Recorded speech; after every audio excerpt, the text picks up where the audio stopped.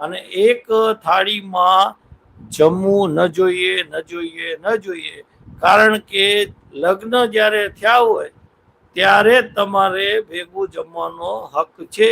તે એક જ દિવસ જેને આપણે લગ્ન વિધિ બાદ બધાને જે જોડલાને જમવાનું હોય છે, તો પછી જે જમે છે તે એ જમણ ન કહેવાય, એ ભક્ષણ કહેવાય.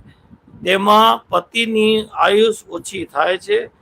તો તેવું અલગ અલગ અલગ અલગ પ્રકારે તેમને બ્રાહ્મણની પત્નીએ પાર્વતીજીને સમજાવ્યું કે પતિવ્રતા ધર્મના શું શું નિયમ છે.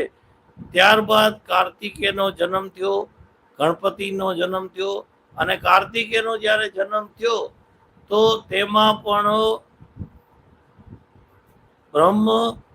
બ્રહ્મા વિષ્ણુની તો ઈચ્છા હતી, પણ જે રાક્ષસ એક હતા